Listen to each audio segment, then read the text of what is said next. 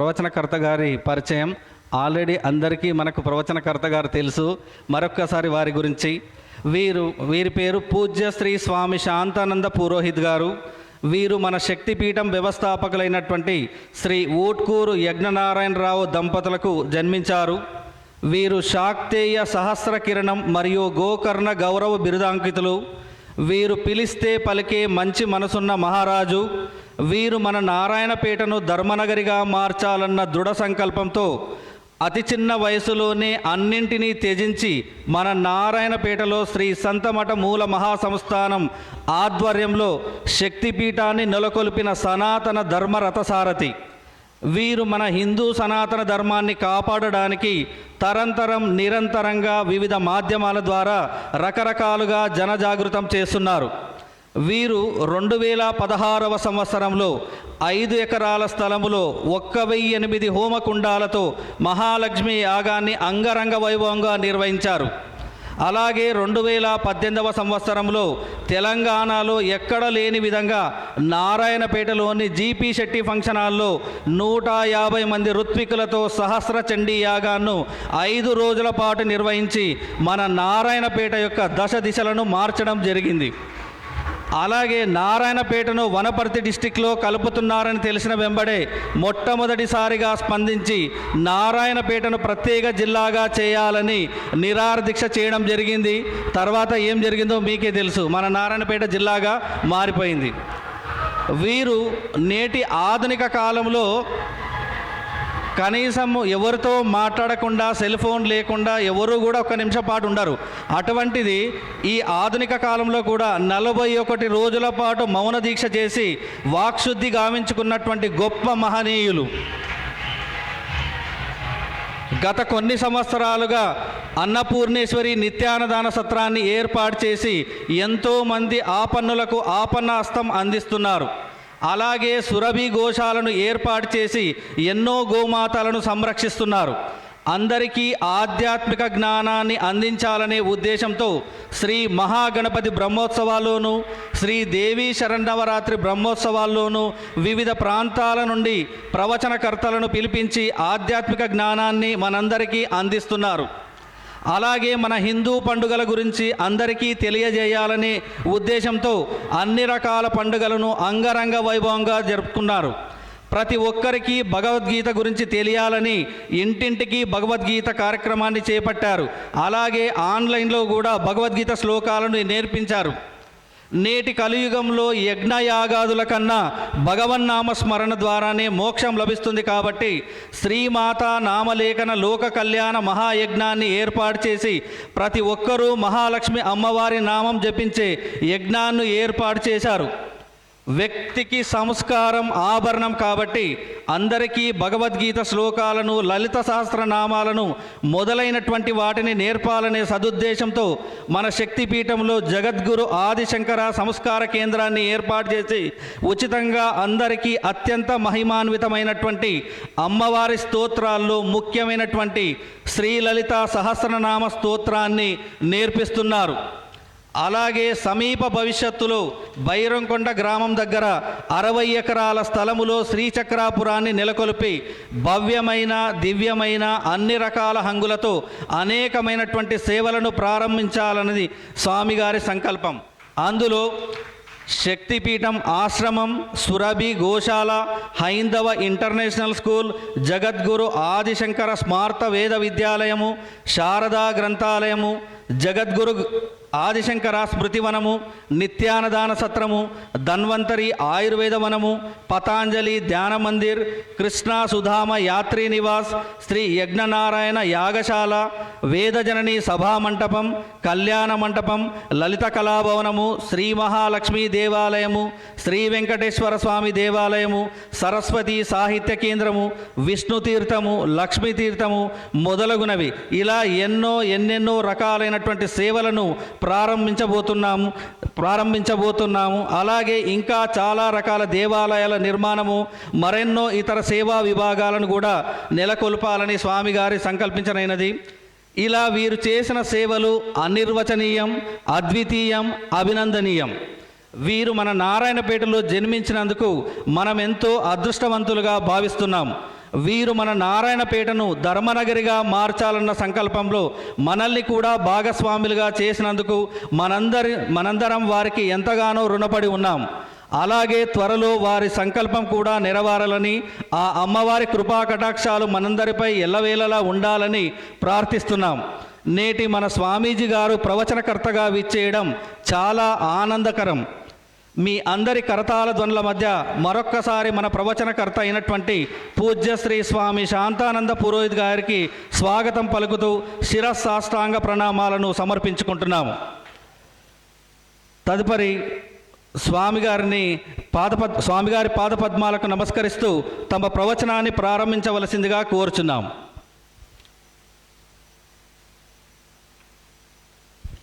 ఉదాహరణకు తెలుసుకోవాలనుకుంటే గురుగీత, దత్తగీత, అవధూత గీత, అలర్క గీత, శివగీత, బృహస్పతి గీత, రుద్రగీత, శ్రీరామ గీత, హంసగీత, అరిష్టనేమి గీత, యమగీత, సనత్కుమార గీత, గర్భగీత, వైరాగ్య గీత, అగ్నిగీత, కపిల గీత, శృతి గీత, వేణుగీత, భ్రమర గీత, గోపికా గీత, యుగళ గీత, యాజ్ఞవల్క్య గీత, యోగ యాజ్ఞవల్క్య గీత, నవయోగేంద్ర గీత, జడభరత గీత, వృషభ గీత, ఈశ్వర గీత, గణేశ గీత, విదర గీత, అక్షర గీత, అష్టావక్ర గీత, సూత గీత, బ్రహ్మగీత, దేవీ గీత, సిద్ధ గీత, అగస్య గీత, సంకర్షణ గీత, భూమి గీత, బ్రాహ్మణ గీత, భృగు గీత, బోధ్య గీత, శృగాల గీత, గర్భగీత, ఉత్తర గీత, పాండవ గీత, భిక్షు గీత, పరమహంస గీత, షడ్జ గీత, పింగళ గీత, శంపాక గీత, మంకి గీత, అజోగర గీత, హరిత గీత, వృత్ర గీత, కామగీత, పుత్ర గీత, యమ గీత, నారద గీత, పార్వతీ గీత, జీవన్ముక్త గీత, ఇలా ఇంకా చెప్పుకుంటూ పోతే ఎన్నో రకాలైనటువంటి గీతలు మనకున్నాయి. కానీ మనం ఒక పేరు విన్నాం, ఏది? భగవద్గీత. దానితో పాటు మన శాస్త్రంలో ఇన్ని రకాల గీతలు మనకు ఉన్నాయి. భగవద్గీత ఎలాగైతే మనకు సన్మార్గాన్ని చూపుతుందో, ఇప్పుడు వరకు మనం చెప్పుకున్నటువంటి ఆయా గీతలు కూడా మనకు సమస్తమైనటువంటి మన ధర్మం గురించినటువంటి ధర్మ సూక్ష్మాలను తెలిపేటటువంటి ఎన్నెన్నో విషయాలు ఒక్కొక్క గీతలో ఒక రకమైనటువంటి సన్మార్గం మనకు చూపించడం జరిగింది. మరి ఆ రకంగా మనం చెప్పుకుంటూ పోతే మనం ఏదైతే మానవ జన్మ మనం ధరించడం జరిగిందో, ఈ మానవ జన్మ మనకి ఎట్లా దొరుకుతుంది, మానవుడు తల్లి గర్భంలో ఎట్లా జన్మిస్తాడో, ఇవన్నీ వీటికి సంబంధించినటువంటి పూర్వాపరాలన్నీ కూడా మనకు శివగీతలో చాలా చక్కగా మనకు వివరించడం జరిగింది. శివగీత లోపల పేరులోనే ఉన్నది శివగీత. అంటే ఎవరు చెప్పారు దీన్ని? శివుడు చెప్పాడు. మనకు తెలుసు భగవద్గీత అంటే ఎవరు చెప్పారు? కృష్ణుడు చెప్పాడు. ఎవరికి చెప్పాడు? అర్జునుడిని మాధ్యమంగా చేసుకొని అందరికీ చెప్పాడు. మరి ఇక్కడ శివగీత అంటే ఈ గీతను చెబుతున్నటువంటి వారెవరు? శివుడు. మరి ఎవరికి చెప్తున్నాడు? శ్రీరాముడికి చెప్తున్నాడు. శివుడు ఈ శివగీతను ఎవరిని గురించి చెప్పాడు? శ్రీరాముడికి చెప్పాడు. ఏ సందర్భంలో చెప్పాడు? ఎప్పుడైతే శ్రీరాముడు దండకారణ్యానికి వెళతాడో, ఆ దండకారణ్యానికి వెళ్ళిన సందర్భం లోపల ఆ యొక్క శ్రీరాముడు శివుణ్ణి గురించి ప్రార్థన చేయగా శివుడు ప్రత్యక్షమై ఆ సందర్భంలో శ్రీరామచంద్రమూర్తి అడిగినటువంటి ప్రశ్నలకు ఉత్తరంగా ఏర్పడినటువంటిదే శివగీత అనేటటువంటిది. అప్పుడు ఆ ఈశ్వరుడి దగ్గర శ్రీరామచంద్రుడు అడుగుతాడు ఆ దండకారణ్యంలో, ఏమిటి స్వామి, పాంచభౌతిక శరీరము అని చెబుతారు కదా, మరి ఈ పాంచభౌతిక శరీరం యొక్క విలువ ఏంటి, ఇది ఇంతకి ఎట్లా ఏర్పడింది అనేటటువంటిది అడిగితే ఆ ప్రశ్నకు ఉత్తరంగా శ్రీరాముడు అడిగినటువంటిది పాంచభౌతిక దేహస్య చోత్పత్తిర్విలయ స్థితి స్వరూపంచ కథం దేవా భగవన్ వక్తుమరసి. భగవన్ వక్తుం, చెప్పండి ఏమిటి ఈ పాంచభౌతిక శరీరం అనేటటువంటిది ఎలా ఏర్పడుతుంది, ఇది ఎలా మళ్ళీ లయం అవుతుంది, దీని గురించినటువంటి విషయాలు నేను తెలుసుకోవాలనుకుంటున్నాను కాబట్టి వినమ్రుడై మిమ్మల్ని ప్రార్థిస్తున్నాను, దీనికి సంబంధించి మాకు వివరణ ఇవ్వండి అని చెప్పి శ్రీరామచంద్రమూర్తి శివుణ్ణి ప్రార్థించగా అప్పుడు శివుడు చెప్తున్నాడు. ఏమని చెప్తున్నాడు? జరాయుజోండశైవ స్వేదశోద్విధస్థత ఏవం చతుర్విధ ప్రోక్తో దేహోయం పాంచభౌతిక. అంటే పంచభూతాలతో ఏర్పడినటువంటి ఈ దేహము 4 విధాలుగా ఉంది అని చెప్తున్నాడు శివుడు. మరి ఆ 4 విధాలు అనేటటువంటివి ఏమిటి అంటే, మొదటిది జరాయుజము. 4 రకాలైనటువంటి జీవాలు ఉత్పత్తి గావించబడ్డాయి ఈ సృష్టి లోపల. మొదటి విధానం ఏమిటి? జరాయుజము. రెండవది అండజము. మూడవది స్వేదజము. నాలుగవది ఉద్భిజము. ఈ 4 రకాలైనటువంటి జీవాలు ఉన్నాయి అని చెప్పి శ్రీరామచంద్రుడికి శివుడు వివరిస్తూ ఉన్నాడు. అంటే జరాయుజము అంటే ఏమిటి? జరాయుజము అంటే మావిలో నుండి పుట్టినటువంటి జీవులు అని అర్థం. మావి నుండి అంటే ఇప్పుడు ఆవులు ఉంటాయి, తల్లి గర్భములో మావిలో నుంచి అవి పుడతాయి. మనము కూడా ఉన్నాం. మనం ఎట్లా జన్మించాం? తల్లి గర్భములో, గర్భ సంచిలో నుంచి మనము కూడా, అంటే అది ఒక మావి, ఆ మావిలో నుంచే కూడా మనం జన్మించాం. ఆ రకంగా గర్భ సంచిలో నుంచి, మావిలో నుంచి జన్మించేటటువంటి జీవులను ఏమని పిలిచారో? జరాయుజములు అని పిలవడం జరిగింది. మరి రెండవది ఏం చెప్పుకున్నాం మనము? అండజములు అని అన్నాం. అందులో పేర్లో ఉంది. అండము అంటే గురుడ్డు. గురుడ్డులో నుంచి జన్మించినటువంటివి పక్షాదులు ఇతరత్ర ఏవైతే ఉన్నాయో, గుడ్డులో నుంచి జన్మించినటువంటివి కూడా ఇవన్నీ కూడా అండజములు. తర్వాత మూడవ కోవకు చెందిన జీవాలు ఏమున్నాయి? స్వేదజములు. స్వేదము అంటే మనకు తెలుసు ఏమిటి? చెమట. స్వేదజములు అంటే చెమటలో నుంచి పుట్టినటువంటివి, దుర్గంధములో నుండి పుట్టినటువంటివి, దోమలు ఇతరత్ర ఈ కీటకాలు ఏవైతే ఉన్నాయో ఇవన్నీ కూడా స్వేదజములు, చెమటలో నుంచి పుట్టినటువంటి జీవాలు. ఇక చివరికి ఉన్నటువంటిది ఉద్భిజములు. ఉద్భిజములు అంటే భూమిని చీల్చుకొని పుట్టినటువంటివి, మొక్కలు, వృక్షాలు, లతలు ఇవన్నీ ఏవైతే ఉన్నాయో భూమిలో నుంచి ఉత్పత్తి అయినటువంటివి ఉద్భిజములు. ఈ రకంగా 4 రకాలైనటువంటి జీవులు ఆయా కోవల్లో ఉత్పత్తి గావింపబడ్డాయి అనేటటువంటి విషయాన్ని శ్రీరామచంద్రుడు శివుడి ద్వారా తెలుసుకుంటూ ఉన్నాడు. ఎందుకు ఈ 4 విధములైనటువంటివి ఇప్పుడు మనం ప్రస్తుతించుకోవాల్సింది వచ్చింది అంటే, మరి ఈ 4 విధములైనటువంటి జీవాలు ఏవైతే మనం చెప్పుకున్నామో, మావిలో నుంచి పుట్టిన జీవాలు, అండములో నుంచి పుట్టిన జీవాలు, చెమటలో నుంచి పుట్టిన జీవాలు, భూమిని చీల్చుకొని పుట్టినటువంటి జీవాలు, ఈ 4 జీవాలు ఏవైతే ఉన్నాయో, మరి ఈ 4 రకములైనటువంటి జీవములు అన్నీ కలిపి ఎన్నున్నాయి? మొత్తం సంఖ్య అని మనకు చెప్తుంది అంటే, ఇప్పుడు మనం చెబుతూ ఉన్నటువంటి ఈ శివగీత అనేది పద్మ పురాణాంతర్గతంగా ఉన్నటువంటిది. పద్మ పురాణములో ఒక భాగంగా శివగీత ఉన్నది. మరి ఈ 4 కోవలకు చెందినటువంటి జీవాలన్నీ కూడా కలిపి 84 లక్షలు ఉన్నాయి. ఎన్ని రకాల జీవాలు ఉన్నాయండి? 84 లక్షలు. అంటే మావిలో నుండి పుట్టిన జీవాలు, అండం ద్వారా పుట్టినటువంటివి, చెమట ద్వారా పుట్టేటటువంటివి, భూమిని చీల్చుకొని పుట్టేటటువంటివి, ఇవన్నీ కూడా జీవాల కింద మనం ఈ 4 కోవలకు చెందిన జీవాలను కలిపితే భగవంతుని సృష్టిలో ఈ 4 కోవాలు మొత్తం కలిపితే ఎన్ని రకాల జీవాలు ఉన్నాయట? 84 లక్షల జీవాలు ఉన్నాయి.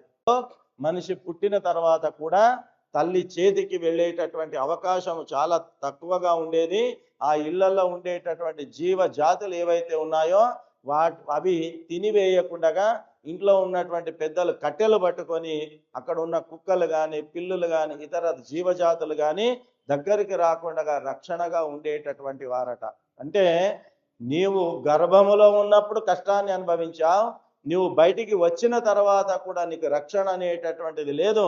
ఎవరో ఒకరు ఆ సమయంలో నిన్ను కాపాడితే గాని నీవు రక్షింపబడేటటువంటి స్థితిలో నీవు లేవు. సరే, ఇంతకు అయిపోయిందా అంటే జన్మనెత్తిన తర్వాత శిశువు తర్వాత మనకు యుక్త వయస్సు వస్తుంది, యౌవనము అని అంటాం. ఆ యౌవనం లోపల మనిషి ఎన్నో రకాలైనటువంటి మదమోహ మాత్సర్యములకు గురవుతాడు, ఆకర్షణలకు గురవుతాడు. బుద్ధి మందగిస్తుంది, బుద్ధి భ్రమిస్తుంది, మంచి చెబితే వినేటటువంటి తత్వము బోధపడదు. ఆ సందర్భం లోపల అన్నీ కూడా చెడు ఆలోచనలు వస్తాయి, చెడు మార్గం వైపే మనిషి యొక్క మనస్సు లాగబడుతుంది. ఆ రకంగా ఆ యుక్త వయస్సులో సన్మార్గంలో వెళ్ళాల్సినటువంటి సందర్భంలో దుర్మార్గంలో వెళ్ళడం, మంచి ఆలోచించినటువంటి క్రమంలో చెడు వైపు ఆకర్షితులు కావడం, సన్మార్గము ధర్మము వైపు ఆకర్షితులు కాకపోవడం, పైపెచ్చు అహంభావం అనేటటువంటిది ఇంతకు ఇంతకు ఇంతకు ఆ యుక్త వయస్సులో పెరిగిపోయి మనిషి ఏ స్థితికి చేరిపోతాడు అంటే నేనే దేవుణ్ణి అనేటటువంటి స్థాయికి చేరిపోతాడు. అంటే మన ధర్మంలో నేనే దేవుణ్ణి అని అనడం తప్పు కాదు. శివోహం అహం బ్రహ్మాస్మి అని మన యొక్క వేదాలు చెబుతూ ఉన్నాయి. అంటే మనము కలెక్టర్ చదివి ఆ ఎడ్యుకేషన్ మొత్తం ఆ చదువు చదివి కష్టపడి పరీక్షలు రాసి అందులో పాస్ అయ్యి కలెక్టర్ ఉద్యోగాన్ని పొంది కలెక్టర్ సీటు మీద పోయి కూర్చోవడం వేరే, దూళ్లను బర్రెలను గొర్రెలను కాసుకుంటా చక్కగా పోయి కలెక్టర్ సీటు మీద కూర్చోవడం వేరే. అంటే దానికి దీనికి ఎంత తేడా ఉంటుందో ఏమీ తెలియకుండానే, ఏ తత్వబోధ అవగతం కాకుండానే నేను శివుణ్ణి నేను దేవుణ్ణి అనుకోవడము పెద్ద పొరపాటు అవుతుంది.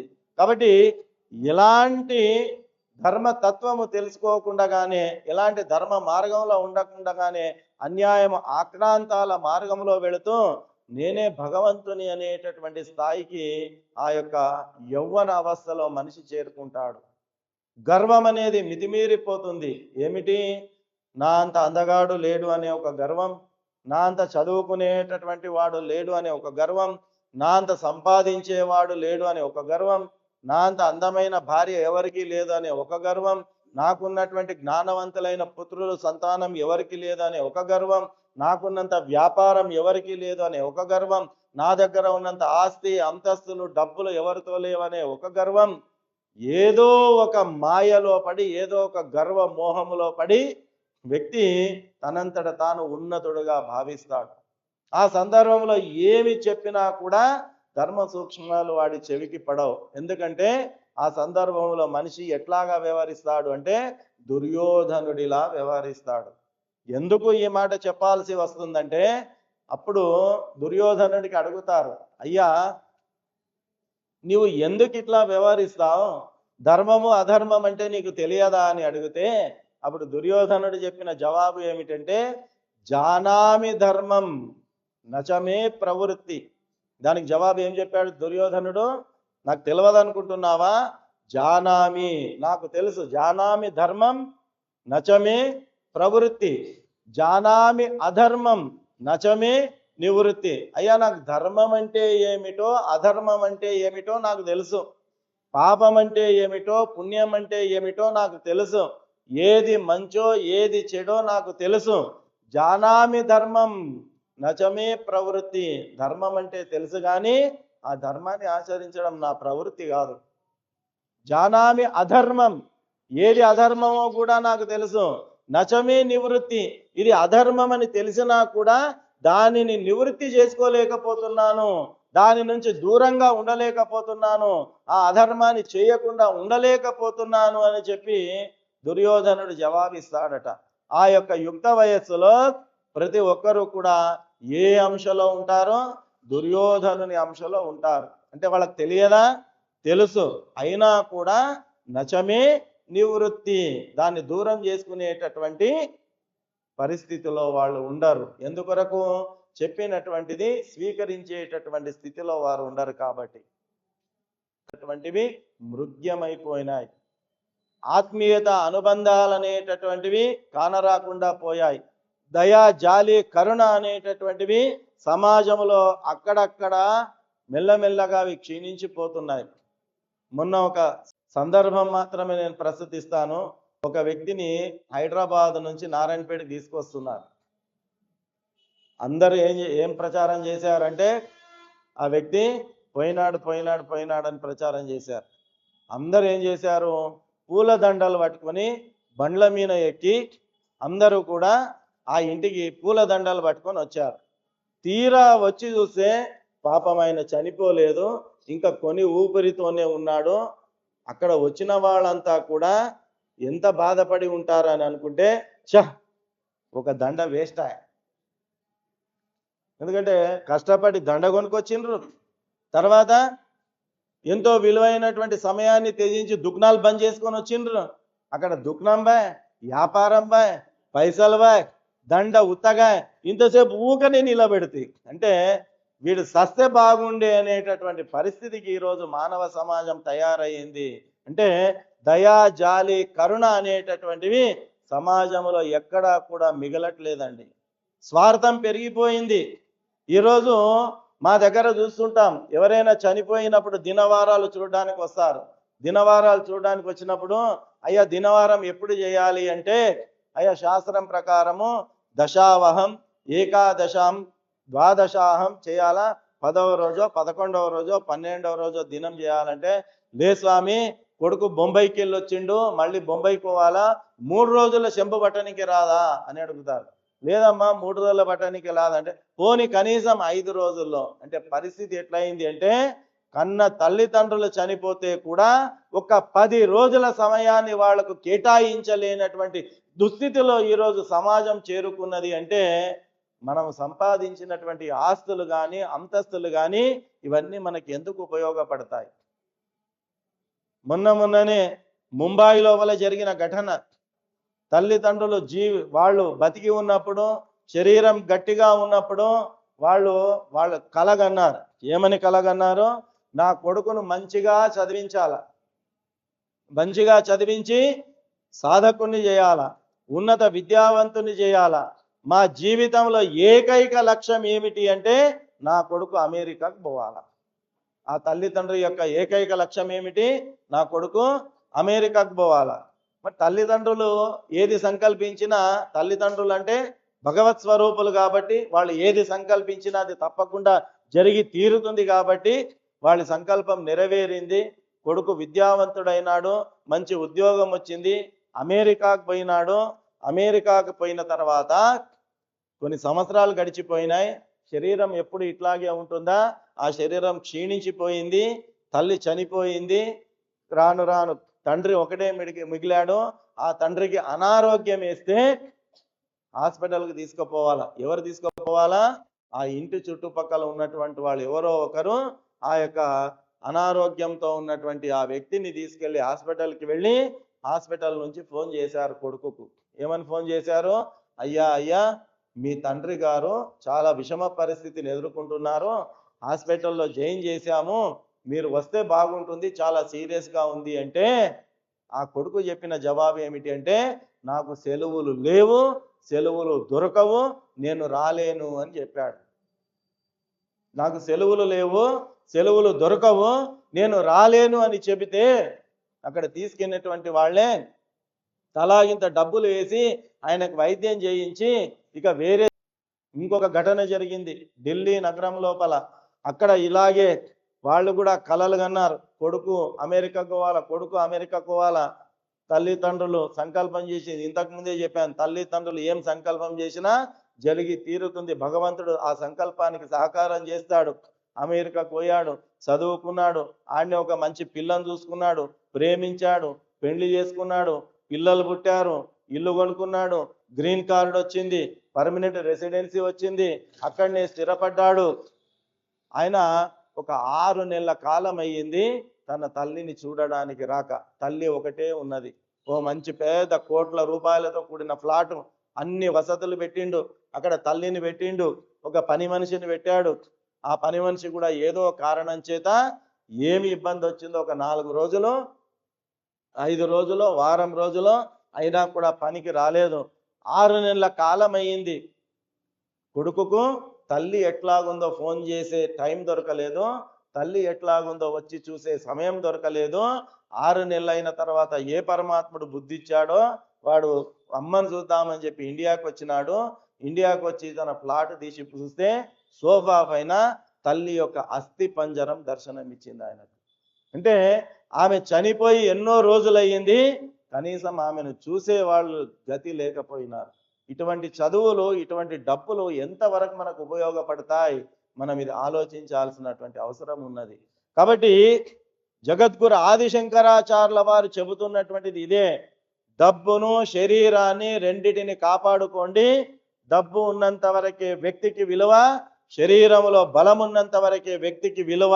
కాబట్టి ఈ రెండింటిని కాపాడుకోవాలి అని చెప్పి, కాబట్టి జీవితంలో ఇన్ని కష్టాలను, ఇన్ని నష్టాలను అనుభవించి ఎదుర్కొని వ్యక్తి వృద్ధాప్య స్థితిలోనికి వచ్చి ఎట్లాగైతే ఇంటి ముందల ఉన్నటువంటి కుక్కకు ఎట్లాగైతే తిను పదార్థాలను విసిరివేస్తామో, ఈరోజు సమాజంలో తల్లిదండ్రులకు కూడా అలా తిండిని విసిరివేసేటటువంటి పరిస్థితులు ఈరోజు సమాజంలో కనిపిస్తున్నాయి, మనం చూస్తూ ఉన్నాం. వృద్ధాశ్రమాలు పెరిగిపోయినాయి. మొన్ననే ఒక దగ్గర చెప్పిన, ఇది జరిగినటువంటి సంఘటన. ఓ మహిళా సంఘం పేరిట ఒక తల్లి మహిళల యొక్క హక్కుల కొరకు పోరాడడానికి ఆమె సమాజంలో పోయింది. మహిళా సంఘం లోపల హెడ్ ఆమె. కాబట్టి మహిళా సంఘం యొక్క హక్కుల కొరకు పోరాడడానికి పోయింది. మొత్తం మహిళా సంఘం పోరాటం అయిపోయింది. ఆ సమావేశం పూర్తయిన తర్వాత వెనుదిరిగేటప్పుడు కారులో తనతో పాటు ఆ పోరాటంలో పాల్గొన్న ఇంకొక తోటి మహిళ కూడా కారులో కూర్చున్నది. తిరుగు వెళుతూ ఆమె ఎవరైతే మహిళా సంఘం నాయకురాలు ఉందో తన తోటి మహిళకు చెప్పింది, ఒక 2 నిమిషాలుండు, నేను ఇప్పుడే వస్తాను, కొంచెం ఇక్కడికి పోయి వస్తాను అన్నది. కారు దిగుతా ఆడవాళ్లకు ఉట్టిగా కూర్చోవడానికి కుదరదు. వాళ్ళు ఖచ్చితంగా ప్రశ్నిస్తేనే వాళ్ళకు జర సంతోషం అవుతుంది. కాబట్టి ఎక్కడికి పోతున్నావు అని అడిగితే, ఏం లేదు, ఈ దగ్గర ఉన్నటువంటి వృద్ధాశ్రమంలో మా అత్త ఉన్నది, ఒకసారి మా అత్తను బలకరించొస్తా అని చెప్పిందట. ఈమె సమాజంలో ఏం పని చేస్తుందండి? మహిళల హక్కుల పోరాటం కొరకు పనిచేస్తున్నది. కానీ వాళ్ళ అత్తని ఏడేసి వచ్చింది? వృద్ధాశ్రమంలో వేసి వచ్చింది. మరి ఇటువంటి పోరాటాలు, ఇటువంటి సేవలు ఫలిస్తాయా? మనం ఆలోచించాలా. కాబట్టి జగద్గురు ఆదిశంకరాచార్యుల వారు చెప్తున్నారు, మనము ఆ గౌరవాన్ని, ఆ స్థాయిని పొందాలి అంటే ఇవి 2 చాలా ముఖ్యమైనటువంటివి. ఈ రెండింటిని కాపాడుకోవాలి అని చెప్తున్నారు. సో ఆ రకంగా వృద్ధాప్య స్థితి వచ్చి చనిపోయిన తర్వాత మన గరుడ మహాపురాణంలో తెలిపారు, ఆ వ్యక్తి చనిపోయిన తర్వాత ఆలోచిస్తాడట. ఏమని? నా కుటుంబం కొరకు, నా సంసారం కొరకు నేను ఇంతగా కష్టపడ్డాను కదా, రెక్కలు డొక్కలుగా చేసుకుని నేను నా సంసారాన్ని నడిపాను కదా, ఇప్పుడు నా కొరకు ఎవరెవరు వస్తారో చూస్తాము అని చూస్తాడట. ఎవరెవరు వస్తారు? గరుడ పురాణంలో చాలా స్పష్టంగా పేర్కొన్నారు. వ్యక్తి అక్కడ పేర్కొనడం ఏంది, మనం చూసేదే కదా. వ్యక్తి ప్రాణం పోయిన తర్వాత ఆ శరీరాన్ని తాకడానికి కట్టుకున్న భార్య భయపడుతుంది. కడుపులో పుట్టిన పిల్లలు కూడా ముట్టడానికి భయపడతారు కదా. రోజుల తరబడి వచ్చి గప్పాలు పెట్టే బంధువులు కూడా దూరంగా చేతులు కట్టుకొని నిలబడి చూస్తుంటారు, దగ్గర పోతే నాకేమవుతుందో అనే రీతిగా. ఆ రకమైనటువంటి దుస్థితి. కాబట్టి మనిషి అక్కడ వెళ్ళిన తర్వాత నాది నాది నాది అని మనం ఏదైతే తనలాడుతున్నామో ఆ శరీరం కూడా మమ్మల్ని ఇడిచిపోతుంది, సంపాదించిన డబ్బులు ఇడిచిపోతున్నా కదా, ఎన్నో అడియాసలతో కట్టుకున్న ఇంటిని వదిలిపోతాం. పోయిన తర్వాత అక్కడ ఎవరైనా వస్తారంటే కట్టెల్లో కాల్చిన తర్వాత అందరూ కూడా తిరుగు ప్రయాణమై అందరూ కూడా తిరిగి వచ్చేస్తారు. తిరిగి వచ్చేసిన తర్వాత 1 రోజు ఏడుస్తారు, 2 రోజులు ఏడుస్తారు, 3వ రోజు ఆఫీస్కి వెళ్ళి ఫోన్ వస్తుంది, వీడు ఆఫీస్కి పోతాడు, ఇంట్లో ఉన్నటువంటి వాళ్ళు వాళ్ళ పనుల్లో వాళ్ళు అవుతారు. 10 రోజులు 11 రోజులు అయిన చుట్టాలందరినీ పిలిచి మంచిగా స్వీట్లు గీట్లు చేసుకొని భోజనాలు వండి అందరికీ తిన్నికే పెడతారు. వాళ్ళు తిని చేతులు కడుక్కొని అక్కడ పోతారు, వీళ్ళు ఇల్లంతా సాఫ్ సఫాయి చేసుకొని వీళ్ళ డ్యూటీలకు వీళ్ళు పోతారు. మనిషికి ఉన్నటువంటి విలువ ఇంతే. అంటే ఇన్ని కష్ట నష్టాలు పడి ఈ శరీరాన్ని పొందిన తర్వాత గర్భములో నుంచి మనిషి మరణించేదాకా ఇంత ఆపసోపాలు పడి, ఇన్ని ఇబ్బందులు పడి, ఇన్ని కష్టాలను, ఇన్ని నష్టాలను, ఇన్ని అవమానాలను ఎదుర్కొన్న తర్వాత మనిషి చనిపోతే మళ్ళీ జగద్గురు ఆదిశంకరాచార్యుల వారు అదే మోహముద్గరంలో చెప్పారు, పునరపి జననం పునరపి మరణం పునరపి జనని జఠరే శయనం ఇహ సంసారే బహుదుస్తారే కృపయాపారే పాహి మురారే. పునరపి జననం పునరపి మరణం. ఎట్లాగైతే కుమ్మరి చక్రం తిరుగుతూ ఉంటుందో ఆ కుమ్మరి సారె జరిగినట్టు మనిషి పుడుతుంటాడు, చనిపోతుంటాడు, మళ్ళీ ఇవన్నీ అనుభవిస్తూనే ఉంటాడు. కాబట్టి స్వామి ఈ జనన మరణ చక్రంలో నుంచి నన్ను తీసి బయట పాడేయి అని చెప్పి భగవంతుని వేడుకోవాలి అని చెప్పి మన జగద్గురు ఆదిశంకరాచార్యులు బోధ చేస్తూ ఉన్నారు. మన ఆధ్యాత్మికత అనేటటువంటిది ఉన్నది. కాబట్టి గణపతి ఎర్రగా ఉంటాడు, గణపతి నల్లగా ఉంటాడు, గణపతికి 4 చేతులు ఉంటాయి, 8 చేతులు ఉంటాయి, గణపతికి అది ఇష్టం, గణపతికి ఇది ఇష్టం, ఇదంతా మంచిగానే ఉన్నది. దానివల్ల నీ జీవితంలో నీవు తెచ్చుకుంటున్నటువంటి మార్పు ఏమిటి? కాబట్టి మన పెద్దలు ఇవన్నీ కూడా ఎందుకు పెట్టారు అంటే వీటిని ఆసరాగా చేసుకొని కనీసం ఆయా సందర్భాల్లోనైనా ఈ ధర్మ సూక్ష్మములను తెలుసుకోవాలి అనేటటువంటి ఏకైక సత్సంకల్పంతో ఇలాంటి వ్యవస్థలు మనకు ఏర్పాటు చేశారు. కాబట్టి ఈ జ్ఞాన యజ్ఞము కూడా మనసును మెప్పించడానికో మీకు ఆనందాన్ని కల్పించడానికో జోకులు చెప్పి మిమ్మల్ని ఆనందభరితులను చేసి ఇంటికి పంపించడానికో కాదు, నేను ఎవరిని అని తెలుసుకోవడానికి, నేను ఎలా ఉండాలో తెలుసుకోవడానికి, నేను ఎలా ఉండకూడదో తెలుసుకోవడానికి, మానవ జన్మ అనేటటువంటిది ఎందుకు వచ్చిందనేటటువంటి విషయాన్ని గ్రహించడానికి, ఈ మానవ జన్మను ఎట్లా సార్థకం చేసుకోవాలనే విషయాన్ని అవగతం చేసుకోవడానికి, ఈ మానవ జన్మ సార్థకం కావడానికి ఎలాంటి మార్గములో వెళ్ళాలి అనేటటువంటి ఆ మార్గమును తెలుసుకోవడానికి కొరకే ఈ జ్ఞాన యజ్ఞములు అనేటటువంటివి ఏర్పాటు చేయడం జరిగింది. కాబట్టి ఆ యొక్క జ్ఞాన యజ్ఞాన్ని మనము ఇందులో పాల్గొంటున్నాము అంటే దాని వెనుక ఉన్నటువంటి ఆంతరార్థం ఇది. ఈ అన్ని విషయాలను కూడా మనం తెలుసుకొని ముందుకు వెళ్ళాల్సినటువంటి అవసరం ఉన్నది. ఇలాంటి ఉత్కృష్టమైనటువంటి మానవ జన్మను పొంది పుణ్యం చేయండి అని మన శాస్త్రం చెబుతుంది, దానం చేయండి అని మన శాస్త్రం చెబుతుంది. చేతనైనంత చేయాల. ఎందుకంటే అదాన దోషేణ దరిద్ర దోషాత్, దరిద్ర దోషాత్ కరోతి పాపం, పాపాదవశ్యం నరకం ప్రయాతి, పునర్దరిద్రే పునరేవ పాపి. దానం చేయకపోతే ఏమవుతుంది అని శాస్త్రం చెప్తుంది అంటే, నాకు ఇన్ని కష్టాలు వచ్చినాయి, ఇన్ని నష్టాలు వచ్చినాయి, ఇన్ని దుఃఖాలు వచ్చినాయి అని చెప్పి ఇప్పుడు నీవు బాధపడుతున్నావే, ఈ బాధకు మాతృక పుట్టుక మూలము ఎక్కడుందో తెలుసా? నీవు గత జన్మలో జన్మించినప్పుడు చేయాల్సినటువంటి దాన ధర్మాలను పుణ్య కార్యములను నీవు ఆచరించలేదు కాబట్టి. ఇంట్లో డబ్బులు మురిగిపోతే లాభం లేదు, ఆ డబ్బు సార్థకమైతేనే లాభం, ఈ శరీరం సార్థకమైతేనే లాభం. ఈ కళ్ళు ఉన్నది భగవంతుణ్ణి దర్శించడానికి, ఈ చేతులున్నది భగవంతుని కొలవడానికి, ఈ నాలుక ఉన్నది భగవంతుని నామస్మరణ చేయడానికి, ఈ డబ్బు ఉన్నది భగవంతుని కార్యంలో వినియోగించడానికి, భగవంతుడి ఈ శక్తి ఇచ్చింది ధర్మ కార్యములో వినియోగించడానికి, భగవంతుడి ఈ శరీరాన్ని ఇచ్చింది శరీర మాధ్యం ఖలు ధర్మ సాధనం, సుఖాలను సంతోషాలను భోగాలను అనుభవించడానికి కాదు. పరమాత్ముడు ఈ శరీరాన్ని ఇచ్చింది దేని కొరకు ఇచ్చాడు?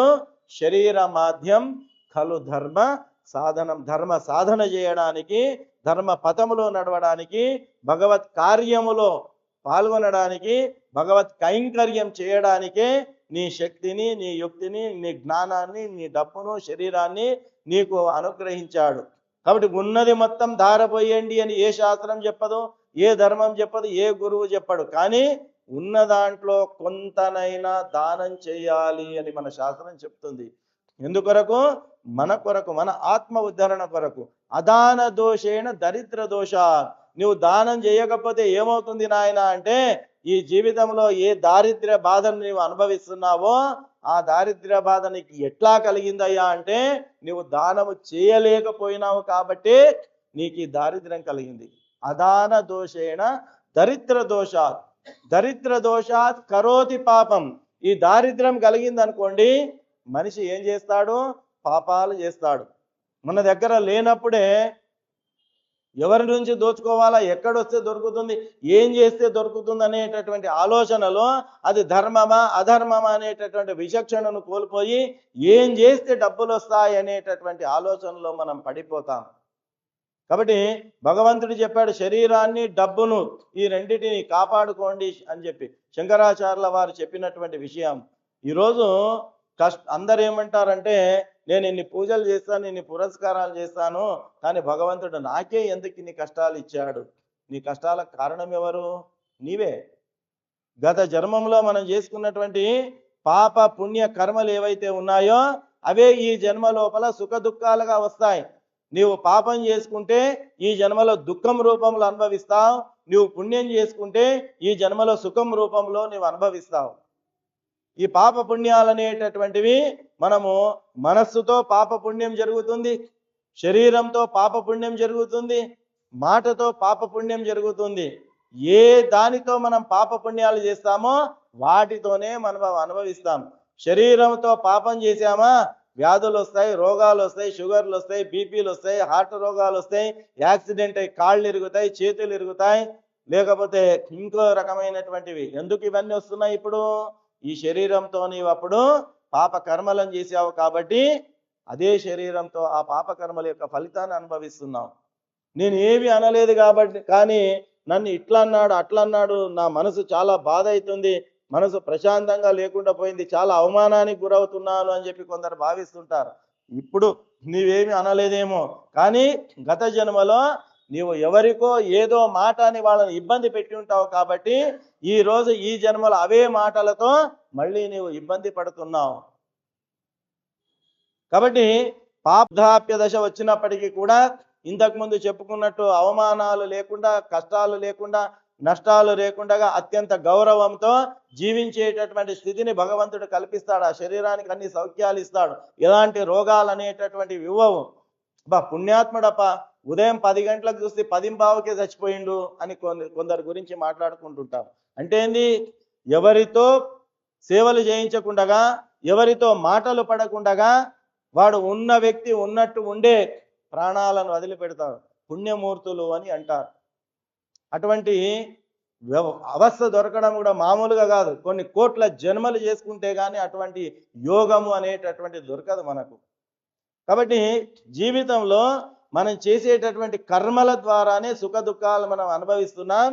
మనం భగవంతుని కారకుని చేయాల్సిన అవసరం లేదు. మనం చేసుకున్నటువంటి కర్మలే. బ్యాంకులో డిపాజిట్ చేసుకుంటే అవసరం ఉన్నప్పుడు అది మనకు ఉపయోగం వస్తుంది. మనం లోన్లు చేసుకున్నామంటే ఆ లోన్లే మనకు బాధను, బరువును, మూటను గట్టి పెడతాయి. కాబట్టి మనము పుణ్యం అనేది డిపాజిట్ చేసుకుంటే అది సుఖంగా మనకు కష్ట సమయాల్లో పనికొస్తుంది. పాపాన్ని మూట కట్టుకుంటే అది మనల్ని ఇంకింత కష్టాల లోపల నెట్టి వేస్తుంది. కాబట్టి మన కర్మలు అనేటటువంటివి సత్కర్మలుగా ఉండాలా, ధర్మ కార్యములుగా ఉండాలా.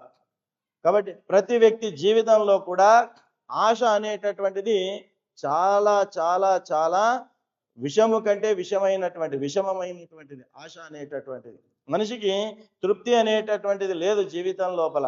వాడు హాయిగానే ఉంటాడు, కానీ వాని కష్టాలన్నీ ఎక్కడికి వెళ్ళి ప్రారంభమవుతాయి? సమాజం నుంచే ప్రారంభమవుతాయి. వాడు మంచిగా పిల్లలు అందరితో సంతోషంగా, సుఖంగా, సౌఖ్యంగా ఉంటాడు.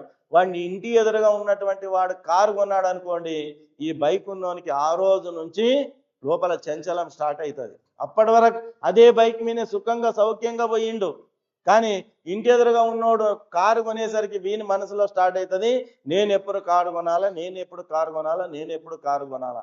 ఆ కారు కొనడానికి ఏం చేస్తాడు? అప్పు తీసుకుంటాడు. మన మహారాష్ట్ర బ్యాంక్ మేనేజర్ గారు వచ్చిండ్రు, వాళ్ళ దగ్గరకు పోతాం, సార్ లోన్ కావాలంటాం. వారు వృత్తి ధర్మం, వాళ్ళు లోన్ శాంక్షన్ చేస్తారు మనకు, కానీ ఆ లోను ఎవరు కట్టుకోవాలా? మనమే కట్టుకోవాలా. అంటే ఆ లోనుకు 20,000, 30,000, 40,000 ఈఎంఐ స్టార్ట్ అవుతుంది. అంతకంటే ముందు అది ఉండేనా మనకు? లేదు. హాయిగా ఉంటుంది. ఆ 40,000 ఈఎంఐ కట్టడానికి ఏం చేయాలా? మళ్ళీ ఎద్దులాక ఇంకా కొంచెం కష్టపడాలా. ఇంతటితో ఆగిపోతామా? పక్కలో ఉన్నోడు ఒక 3 అంతస్తుల బిల్డింగ్ హైదరాబాద్లో కొన్నాడు అనుకోండి, మనం కూడా ఏం చేస్తాం? ఆహా, వాడు బిల్డింగ్ కొన్నాడు, మనం కొనుక్కుంటే ఎట్లా? మనం ఊకుంటే కూడా కట్టుకున్నాము ఊకుంటుందా? ఏమండి చూసినావా, ఫలానా నీరజ వాళ్ళ మొగుడు బిల్డింగ్ కొన్నాడంట పట్నంలో, మనం కొనుక్కుంటే ఎట్లా అని చెప్పి వీడు ఊకున్నా కూడా పక్కల బల్యం ఒకటి ఉంటుంది కూర్చేటిది. ఆ బల్యం కిరికిరి తాళలేక వీడేం చేస్తాడు? పట్నంలో ఇల్లు కొంటాడు. ఆ ఇల్లు ఊకొస్తుందా? మళ్ళీ అప్పు చేయాలా, దానికి మళ్ళీ ఈఎంఐ కట్టాలా. ఆల్రెడీ 40,000 బరువు ఉన్నది, మళ్ళీ ఇప్పుడు దానికి ఇంకొక 60,000 జమ, ఎంత? ₹1,00,000. ఆ ₹1,00,000 కట్టనీకే ఈ ఎద్దు ఏం చేయాలా? ఇంకా కష్టపడాలా. కష్టపడుతూ కష్టపడుతూ కష్టపడుతూ కష్టపడుతూ కష్టపడుతూ కష్టపడుతూ కష్టపడుతూ ఒకరోజు సమయం వస్తుంది, వాడే వెళ్ళిపోయేటటువంటి రోజులు దగ్గర వస్తాయి. జీవితంలో వాడు సుఖాన్ని సౌఖ్యాన్ని అనుభవించే యోగాన్ని వాడు కోల్పోతాడు. కాబట్టి దీనికి కారకులు ఎవరు? భగవంతుడు చేసిండా? మనము చేసుకున్నటువంటిదే. నేను ఒక సందర్భంలో చెప్తుంటాను, ఏమని? సాలేడు పురుగు అందరికీ తెలుసు కదా, సులభంగా అర్థమవుతుందని చెప్తున్నా. ఇది అందరికీ నా నుండి మొదలుకొని అందరికీ వర్తిస్తుంది. సాలేడు పురుగు ఉంటుంది. సాలేడు పురుగును చూశారు అందరూ? చూశారు. అది ఏం చేస్తుంది? తన లాలాజలముతో ఇంటిని నిర్మాణం చేసుకుంటుంది. మొదట ఏం చేస్తుంది? అది చిన్నగా జాలి ఒకటి నిర్మాణం చేసుకుంటుంది. అది దానికి తృప్తి కాదు. మళ్ళీ ఏం చేస్తుంది? తన శక్తినంతా వడ్డి మళ్ళీ తన లాలాజలంతో ఆ ఇంటిని ఏం చేస్తుంది? మళ్ళీ కొంచెం పెద్దగా చేసుకుంటుంది. అది చేసుకున్నాక మళ్ళీ చూస్తుంది, ఓహో పక్కలున్న సాలీడు పురుగుది నాకన్నా పెద్దగా ఉన్నది ఇల్లు, కాబట్టి ఇది సరిపోదని చెప్పి మళ్ళీ ఏం చేస్తుంది?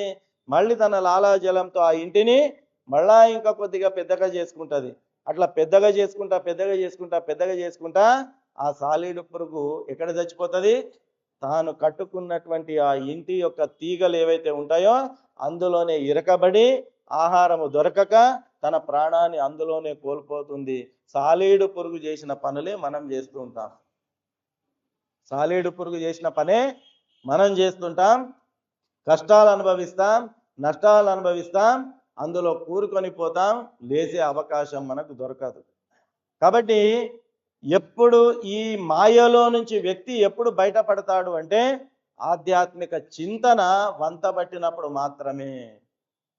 ఆధ్యాత్మిక చింతన వచ్చినప్పుడు వ్యక్తి లోపల ఒక స్థిరత్వం అనేటటువంటిది వస్తుంది. నాకు ఏది అవసరమో ఎంతవరకు అవసరం అనేటటువంటిది ఒక నిర్ధారణకు వస్తాడు మనిషి. ఎందుకంటే శాస్త్రం చెప్పింది, గృహస్థ ధర్మం గురించి శాస్త్రం చెప్పింది. నువ్వు సన్యాసిలాగా అన్నీ ఇడిచిపోయి ముక్కు మూసుకొని అడవిలో కూర్చొని గుట్టల్లో కూర్చొని చెట్టు కింద కూర్చొని ఉల్టాబడి మీనాబడి తపస్సు చేసుకుంటూ కూర్చుంటే పుణ్యం వస్తుంది అని ఏ శాస్త్రం చెప్పలే. శాస్త్రం చెప్పింది అత్యుత్తమైనటువంటి ధర్మం ఏమిటి 4 ధర్మాల్లో అంటే గృహస్థ ధర్మము. ఎందుకంటే ఈ గృహస్థ ధర్మం అనేటటువంటిది బ్రహ్మచారికి కూడా అన్నం పెడుతుంది, గృహస్థుడికి అన్నం పెడుతుంది. ఒక సన్యాసి వస్తే కూడా ఆ సన్యాసి ఆశ్రమం నడవాలంటే కూడా ఎవరి సహకారం కావాలా? గృహస్థుల యొక్క సహకారం కావాలా. కాబట్టి అత్యుత్తమైనటువంటి ధర్మం గృహస్థ ధర్మం. నీవు గృహస్థ ధర్మంలో ఉన్నావు. నీ భార్య భర్త, నీ పిల్లలు, నీ తల్లి, నీ తండ్రి, నీ సంసారానికి ప్రాథమికమైనటువంటి సమయం కేటాయించాలా. నీ ప్రథమ కర్తవ్యం నీ కుటుంబాన్ని నడుపుకోవడము.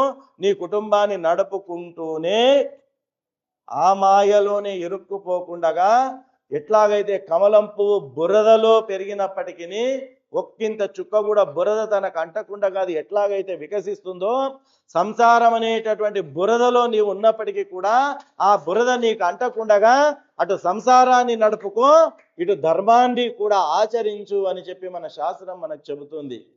కాబట్టి మీరు లక్ష్మీదేవిని చూసినా కమలం పైన కూర్చుంటుంది. ఏ దేవతలనైనా చూడండి కమలం పువ్వు, ఎందుకు మాసు పువ్వులు ఉన్నాయి, వేరే పువ్వులమని ఎందుకు కూర్చోలేదు? ఏ దేవుడు కూడా ఏం కోపమా శత్రుత్వమా ఆ పువ్వుల పైన? లేదు. అంటే కమలం పువ్వు మీద కూర్చోవడం షోకు కాదు దేవతలకు, దాని మాధ్యమంగా మనకు ఆ యొక్క సూక్ష్మ అర్థాన్ని మనకు చెబుతున్నారు. కాబట్టి బురదలో ఉండేటటువంటి కమలం పువ్వు బురద అంటకుండగా ఎట్లా పెరుగుతుందో నీవు కూడా సంసారం అనేటటువంటి బురదలో ఉండి సంసారాన్ని నడుపుకోవాలా. సంసారాన్ని వదిలిపెట్టడం కరెక్ట్ కాదు. నరకంలో పోతావు సంసారాన్ని వదిలిపెడితే. నీ గృహస్థ ధర్మాన్ని ఆచరించాలి, నీ భార్యా బిడ్డలను పోషించాలి, నీ యొక్క వృత్తిని నిర్వహించాలి. అది చేస్తూనే భగవత్ కార్యానికి కూడా సమయం కేటాయించాలి. ఎందుకొరకంటే నీవు జన్మించింది పెళ్ళాం పిల్లలు బంధువులను పోషించుకోవడానికి, ఆస్తి అంతస్తులు కూడగట్టుకోవడానికి, బిల్డింగ్లు కొనడానికి, బంగారు పోగు చేసుకోవడానికి మాత్రమే కాదు నాయన.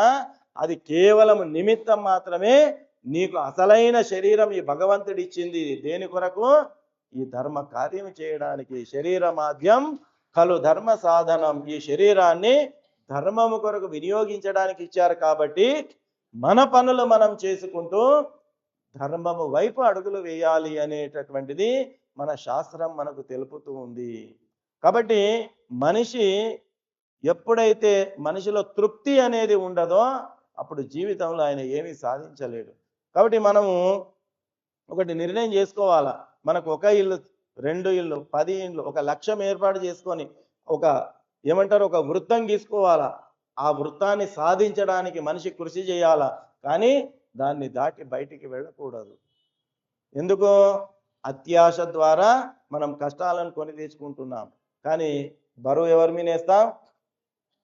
నేను అమ్మవారిని కొలుస్తా, వెంకటేశ్వర స్వామిని కొలుస్తా, సాయిబాబాని కొలుస్తా, అయ్యప్పని కొలుస్తా, అందరిని కొలుస్తా, కానీ నా కష్టాలు పోతలేవు. నీ కష్టాలేమో అయ్యప్ప తీసుకొచ్చేసిండా, సాయిబాబా తీసుకొచ్చేసిండా, లక్ష్మీదేవి తీసుకొచ్చేసిందా, పోనీ వెంకటరమణ తీసుకొచ్చేసిండా?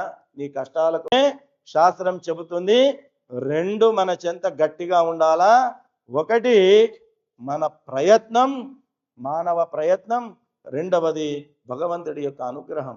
ఒకే తరగతిలో 60 మంది ఉంటారు.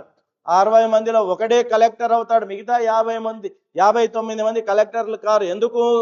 60 మందికి ఒకటే పాఠశాల, 60 మందికి చెప్పింది ఒకటే ఉపాధ్యాయుడు, 60 మందికి చెప్పింది ఒకటే సిలబస్, 60 మందికి ఒకేలాగా చెప్పారు.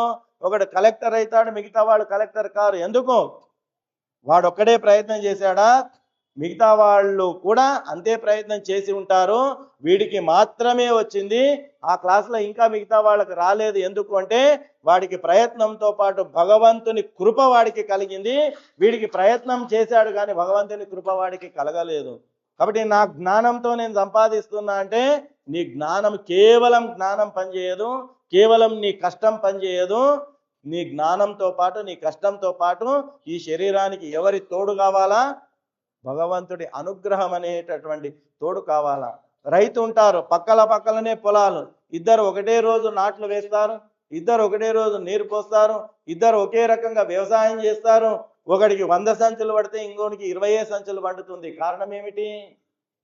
అదే రైతు, అదే భూమి, అదే కష్టము, అదే విత్తనాలు కదా, అవే ఎడ్లు, అవే ట్రాక్టర్లు. వీడికి 100 బండినాయి, వానికి 20 బండినాయి. ఎందుకు? ఈ 100 పండినటువంటి వాడు భగవంతుని పైన అచంచలమైన విశ్వాసాన్ని కలిగి ఉన్నాడు. ప్రయత్నంతో పాటు వానికి ఏం కలిసి వచ్చింది? భగవత్ అనుగ్రహం కలిసి వచ్చింది. వీడి తన ప్రయత్నం మాత్రమే ఉన్నది, వీడికి భగవత్ అనుగ్రహం తోడు కాలేదు. కాబట్టి నేను ఒక్కరిని ప్రయత్నం చేస్తే జీవితంలో సాధిస్తా అంటే అది కుదరని మాట. నీ ప్రయత్నంతో పాటు ఏముండాలా? భగవంతుడి కృప కూడా ఉండాలా.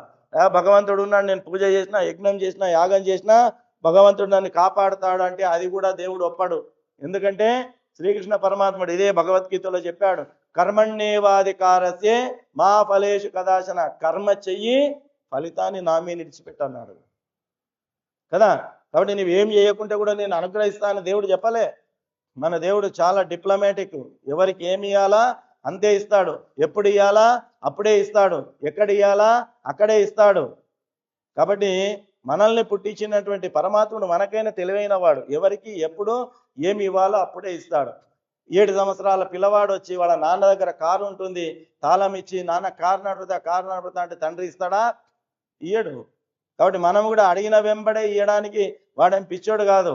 మనం అదే పిల్లవాడు 20-25 సంవత్సరాలు అయినాక అదే పిల్లవాడు ఆ తండ్రికి కారు అడిగితే ఇస్తాడా? ఇవ్వడా? ఇస్తాడు. ఎందుకంటే అప్పుడు ఆ తండ్రికి నమ్మకం కలిగింది, ఏమి వీడు ఆ సామర్థ్యాన్ని పొందినాడు కాబట్టి నేను వీడికి ఇవ్వచ్చు అని తండ్రి కారు తాళం చేతిలో ఇస్తాడు. 7 వయస్సుల ప్రాయంలో అదే తండ్రి అదే కారును అడిగితే ఇవ్వలేదు. 21 ప్రాయంలో అదే తండ్రి అదే కారును ఇచ్చేశాడు. కారణం ఏమిటి? ఆ తండ్రికి వాడి మీద నమ్మకం కలిగింది. మీకు కూడా మీరు కోరినప్పుడు భగవంతుడు మీకు ఇవ్వాలి అంటే మీ చిత్తశుద్ధి పైన, మీ భక్తి పైన, మీ అనన్య చింతన పైన వాడికి నమ్మకం కలగాల. నమ్మకం కలిగిన రోజే మిమ్మల్ని అనుగ్రహిస్తాడు. ఆ నమ్మకం పొందడానికి జీవితం మొత్తం మనం ప్రయాసపడాలా, ఆధ్యాత్మిక చింతన పెంచుకోవాలా, ధర్మ మార్గంలో వెళ్ళాలి. ఆ శక్తిని కూడా అమ్మవారే మనకు అనుగ్రహించాలి అని చెబుతూ ఈ 4 మాటలు అమ్మ పాదాలకు సమర్పణ చేస్తూ హరి ఓం తస్సత్. కాయేన వాచా మనసేంద్రియేవ బుద్ధ్యాత్మనావా ప్రకృతే స్వభావ కరోమి యద్దే సకలం పరస్మై నారాయణాయేతి సమర్పయామి. సర్వం శ్రీ మహాలక్ష్మి చరణారవిందార్పణమస్తు. శ్రీమాత్రే నమః. అందరు చెప్పండి. గో మాతా की, गंगा माता की, भू माता की, तुलसी माता की, बोलो सब साधु संतन की, सनातन हिंदू धर्म की, अपने माता पिता की. श्रीमात्रे नमः. श्रीमात्रे नमः. శ్రీమాత్రే నమః. చాలా రోజులుగా ఎదురు చూస్తున్నాం మీ యొక్క ప్రవచనం ఎక్కడ అని చెప్పి ఈ రోజుతో మా కాలం నెరవేరింది. అయితే ఈ రోజు నేను ప్రవచనంలో లైవ్